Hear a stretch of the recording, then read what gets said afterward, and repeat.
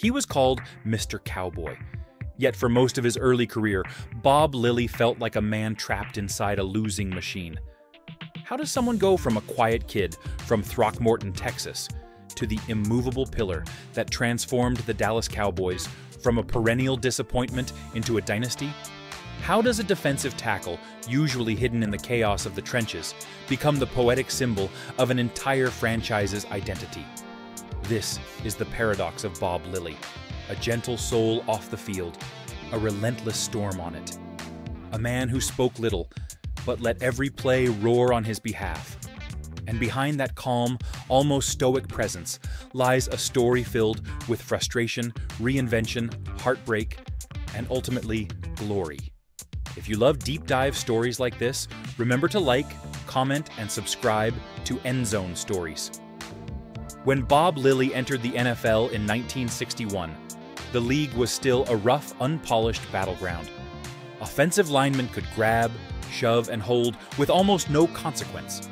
Defensive stars had to carve out their place through pure force and technique, not protection from rule books. And the Dallas Cowboys, the team that drafted him, were far from the polished, iconic brand they are today. They were a young, struggling expansion franchise searching desperately for an identity. Tom Landry, a man known for his steel-gray demeanor and engineering mind, was trying to build that identity piece by piece, but the Cowboys lacked structure, physicality, and discipline. They needed an anchor.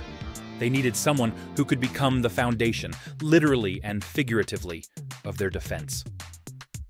Lilly arrived at training camp as a quiet rookie, with long arms, soft-spoken manners, and relentless work habits molded by his upbringing in rural Texas.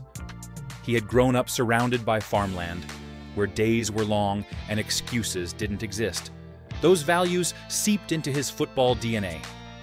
His first awakening came when veteran linemen tested him with every dirty trick known to the trenches: face smashes, jersey pulls, late shoves, the kind of welcome that forces a man to choose between shrinking or rising.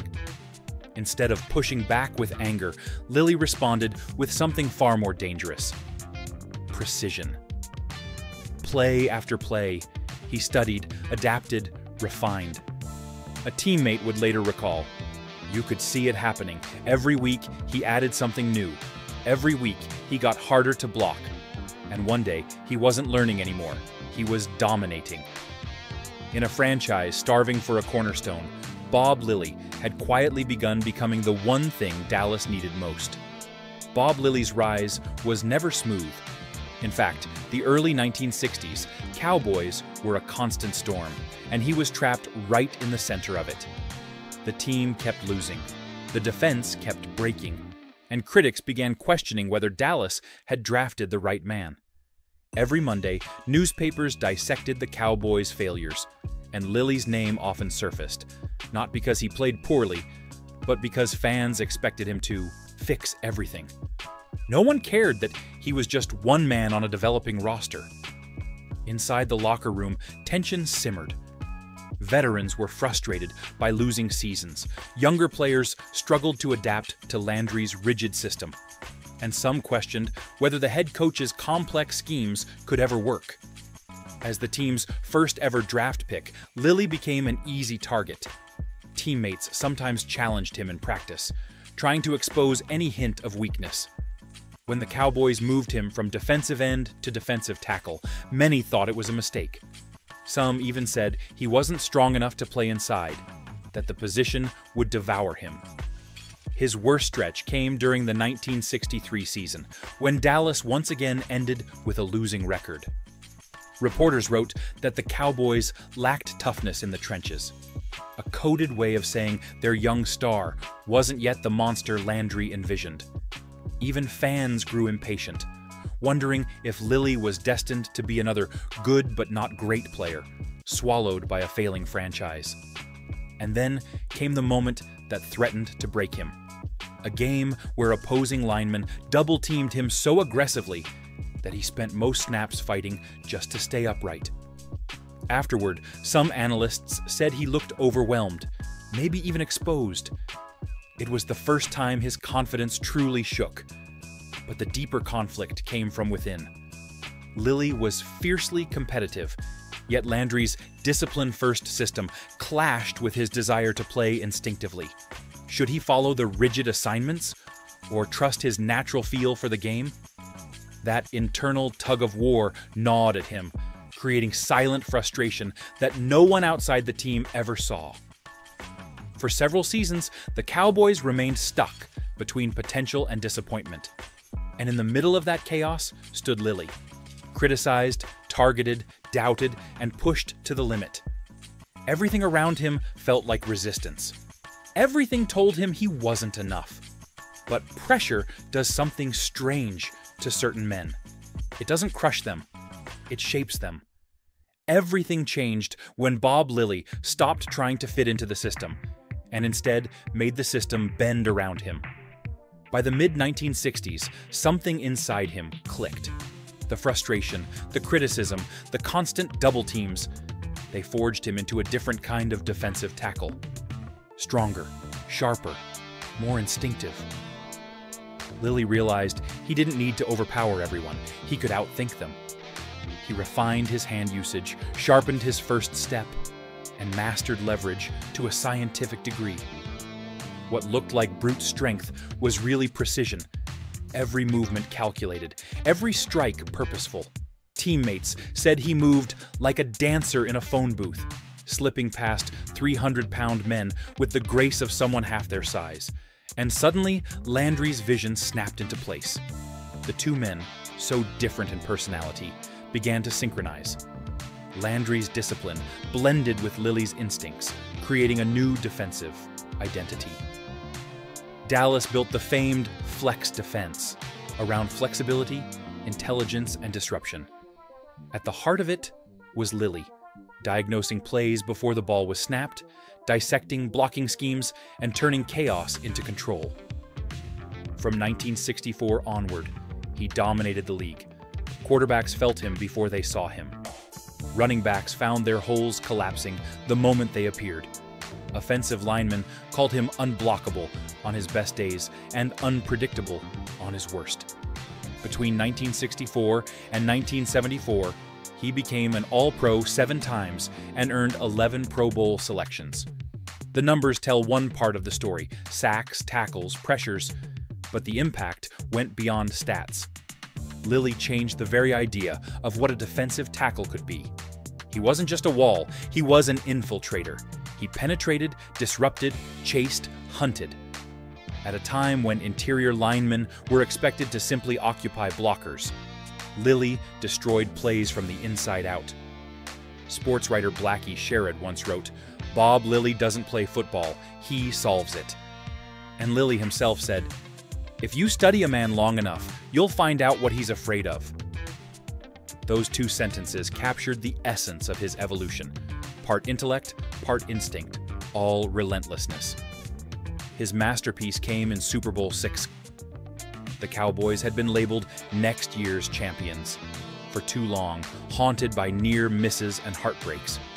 Facing the Miami Dolphins, Dallas unleashed its defense, holding Miami to just 3 points. The lasting image from that game remains Lilly's 29-yard sack of Bob Grease. A moment of pure domination that froze time, symbolizing a decade of transformation. By then, the system didn't define Lilly. He defined the system. His style reshaped the Cowboys' defense, reshaped the NFL trenches, and reshaped the expectations of every interior lineman who came after. The doubted rookie had become the standard. For all the dominance Bob Lilly brought to the field, greatness never comes without a cost. And for him, that cost appeared in the moments when the Cowboys were closest to glory, only to watch it slip away. Before their eventual championship breakthrough, Dallas endured a string of painful defeats that carved deep marks into Lilly's career. None stung more than the losses to the Green Bay Packers in the late 1960s, especially the Ice Bowl. On that frozen field in 1967, where the temperature plunged below zero, Lilly fought through numb hands and burning lungs. Every snap felt like a collision between steel and stone. Yet when Bart Starr scored on the quarterback sneak in the final seconds, Lilly could only watch helplessly as the dream melted into the snow. For a man defined by discipline and precision, losing in that brutal fashion felt like a wound that never fully healed. Years later, he admitted privately that the Ice Bowl stayed with him, not as a failure of effort, but as a reminder that even perfect preparation can meet an immovable fate. There were physical costs, too. In an era with almost no protection for defensive linemen, Lilly absorbed hits that bent fingers, tore muscles, and bruised ribs. He rarely complained, but the toll accumulated. By the early 1970s, every game required him to push through lingering pain, the quiet suffering hidden behind his stoic expression. Yet, even in disappointment, Lilly carried himself with dignity. His resilience became a symbol, not of endless triumph, but of the courage to endure heartbreak and continue forward. Because sometimes, the price of becoming a legend is learning to stand tall in the moments when victory is taken from you. Bob Lilly did more than play football. He redefined the soul of a franchise. When people talk about the Dallas Cowboys, they mention the star on the helmet, the championships, the legends who passed through the organization. But beneath all of that lies a foundation Lilly built with silent discipline and relentless excellence. He was the first draft pick in team history, the first true superstar of the Cowboys, and the first name to echo through the locker room whenever anyone spoke of standards. His impact reached far beyond his own era. Modern defensive tackles, whether it's Aaron Donald, Chris Jones, or generations before them, owe part of their craft to Lilly's blueprint. He showed that interior linemen could be more than space eaters. They could be playmakers. His ability to penetrate, disrupt, and control games from the inside changed scouting priorities, coaching philosophies, and the way defensive fronts were constructed.